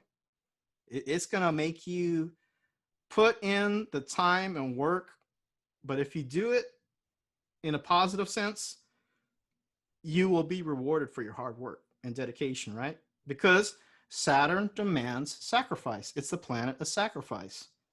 But all things have a higher and lower aspect. Higher aspect, you spent your time and energy, you put in the hard work, then you'll be rewarded, but it's going to take some time.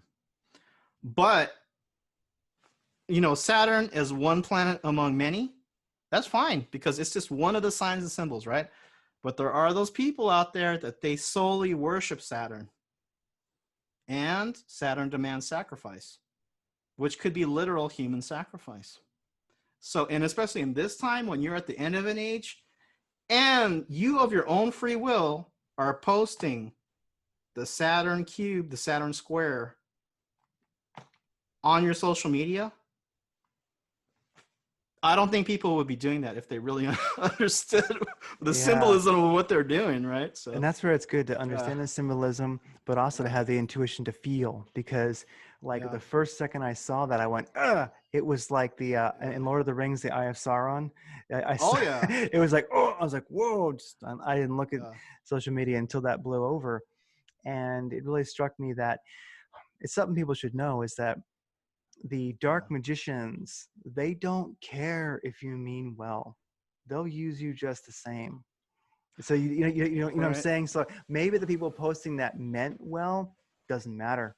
They very well may have screwed themselves to a great extent. Well, it's the same thing as there's a lot of these events, you know, like the Super Bowl or, you know, Burning Man, right? Which the playa at the Black Rock, right? They do Burning Man.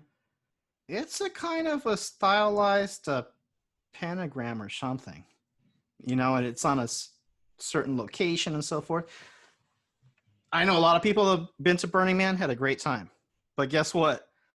The fact that the organizers seem to have a certain agenda and it's literally the playa is in some kind of like pentagonal shape, right? It's literally like a giant radionics board.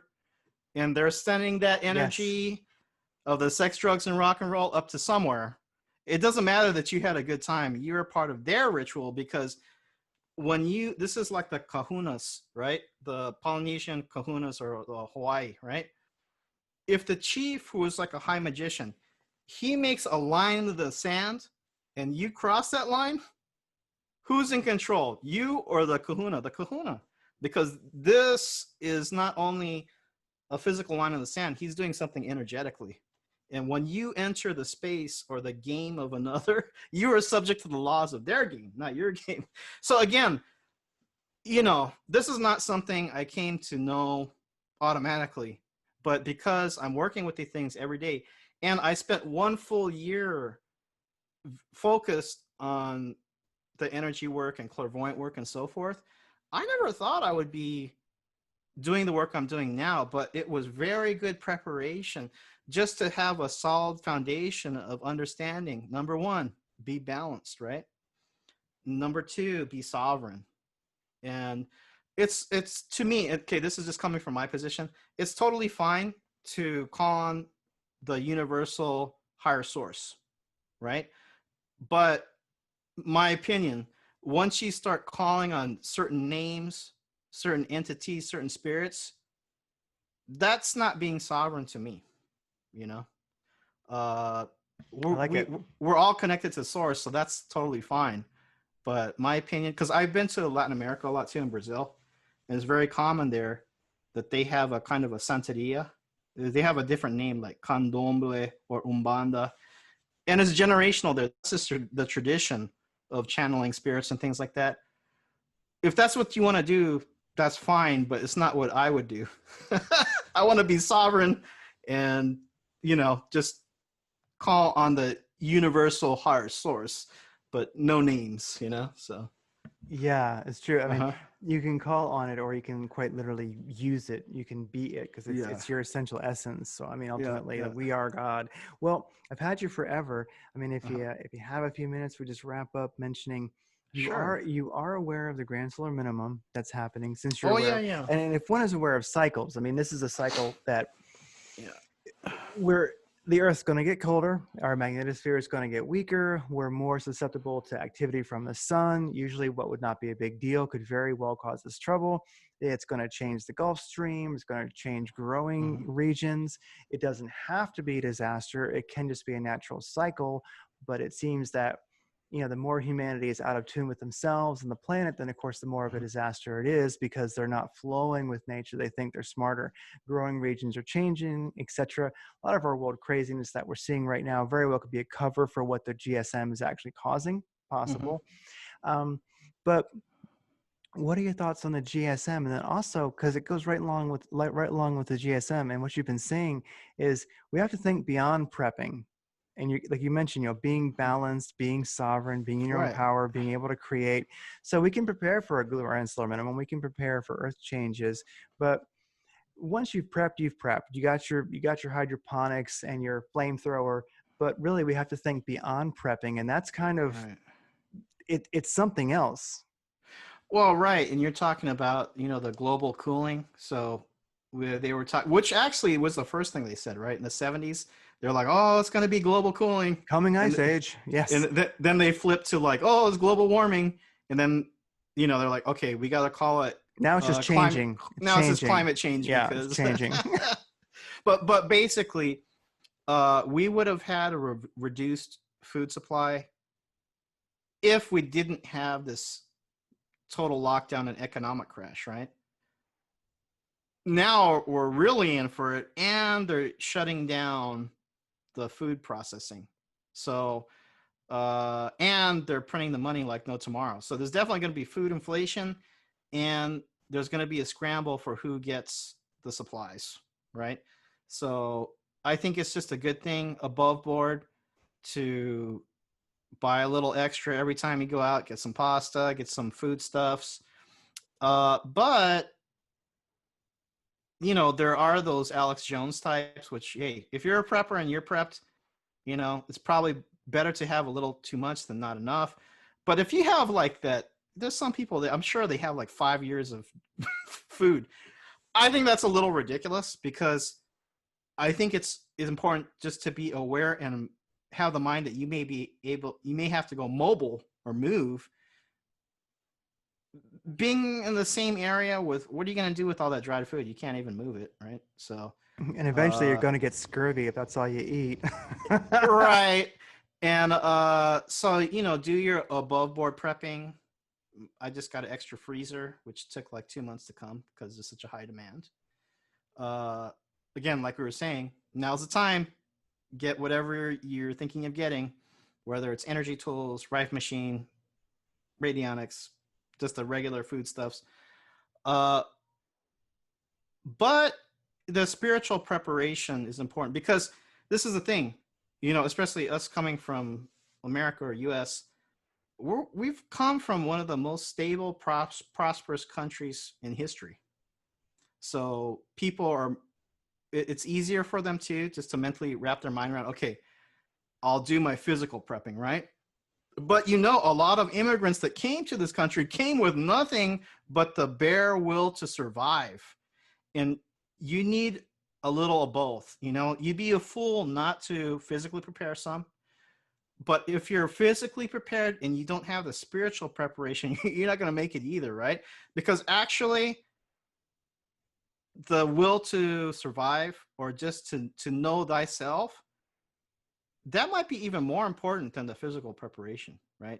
So you got to have a little bit of both. And you could have all the bullets and guns in the world and all the food in the world, but one of the things that's going to happen in this transit up until 2026 is the earth changes also. They've been happening. It doesn't all happen at once. It's happening here and there, right?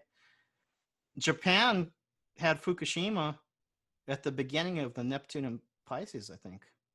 So, which was what, water events, right? Yeah, Neptune, the sea. Yeah. So, for them, the world ended at that time. If you were there when that tsunami hit, like, what are you going to do? Like, get your double barrel shotgun, pump some shells into that tsunami wave? It ain't going to do nothing, right? It'll be a badass way to go out, but yeah, you're still going right? out. You're going to be like, is that Escape from LA? Ride that last tsunami out, whatever, on the surfboard. Yeah, Snake Right? Plissken. So I think we'll be fine, especially your kind of viewers and listeners. We're probably weeks, months, maybe even years ahead of the understanding of the average public. So if you've been paying attention, that's your kind of safety right there, right? Most people are already that watch your show, they're already aware and they're doing their preparations. But just, if you can reduce everything down to just one word of everything we talked about, balance, right? The yin yang, the black has a little dot of white and the white has a little dot of black, and you just try to keep it as balanced, like the Buddha said, middle path. Don't go too extreme. Take a little bit from here, a little bit from there, and then just be balanced. That's all you need to know, right? So yeah, and balance is a perfect word for it. I also like a term that a kind of a modern day philosopher, Neil Kramer, uses. He calls it equilibrium. Same thing, balance, equilibrium. But he speaks of the incredible power, that 0 point power of equilibrium. People might think, well, balance just means that you're passive. And I would say, no, it means more like you've cultivated that silent power. Stuart Wilde talked about that. Interesting esoteric writer, not around anymore. He called it silent power. Herbal Jedi, somebody we interviewed, he's a great character, calls it inner authority. We all know what it is. You feel it as you cultivate it, you feel it. And the stronger that is, you're right. You're going to be a day, a week, a second, a millisecond, 2 years, 10 years, it doesn't matter. You're always going to be way ahead of where that meteor hits. You're just going to know. You will. And if you don't, you're cool, because you're like, I don't mind. I wasn't going to live forever anyway. And Les Stroud wrote a great book. It reminds me of what you're saying, called Will to Live. And he studied a bunch of different survival situations, from plane crashes to lost hikers to this to that to all these things. And he called it Will to Live because he went, why did people who live through extraordinary circumstances live?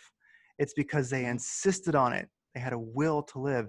They may have had no idea how to survive in a jungle or out at sea floating on a board or stuck on the side of a mountain on a plane, but they were like, it was a will to live. And I think that will to live, it just can't be based in ego and a desire to live just simply for the body. It's just this connection to God, connection to will.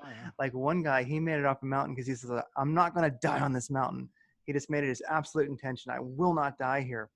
And he through impossible odds, he actually climbed down a mountain, after a plane crash, and he lived. So yeah, cultivate that inner authority, that silent power, that will to live. And then you're going to be part of that. Like, it comes from your awareness, you're awake. And I'm so glad we could talk today because I want to keep our tribe ahead.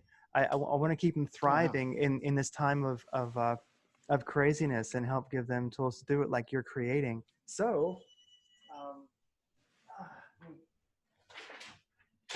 one sec. Yeah, where'd I put it? Yes. A lot of show notes there. Yeah, a lot of show notes. And I had to move my little location a few times because of the jackhammering. So this is definitely a Mercury retrograde show. So, but you got to show Mercury, you mean business. Don't give up, even when it's messing with you. Show it that, hey, I got a will to live. I'm going to do this damn podcast, no matter how many jackhammers you throw at me. And so we've been talking to Masaki Miyagawa. Yep. It's Miyagawa. Yeah. How do you say it? Masaki Miyagawa. It's a mouthful. You say it best. Kaida.com. Well, it's interesting, my name, because, it comes from it's Japanese, but they use the Chinese characters. My last name, Miyagawa, means temple by the river. The Miya is temple, and Kawa or Gawa is river. and I come from a temple family, so the tradition's in the name, you know. That is amazing. I Yeah. dig that. Wow. Yeah. And so everything we talked about, to the best of my ability, I will stick in the show notes, and we will get this up in the next day or so. We'll make a little show cover. We'll put it out there. This has been amazing. I think we saved the world. We've increased the will to live in everyone's silent Sure. power. So thank you so much for being on the show today. Yeah, and thank you, and thank everybody out there, and just keep the vibe high, and let's keep moving forward. Yeah. Take care. And there we go. You are listening to Radiant Creators, a collaborative project composed of people whose passion, purpose, and dedication requires forging their own unique path of empowerment and livelihood. A radiant creator isn't making a living, they are living.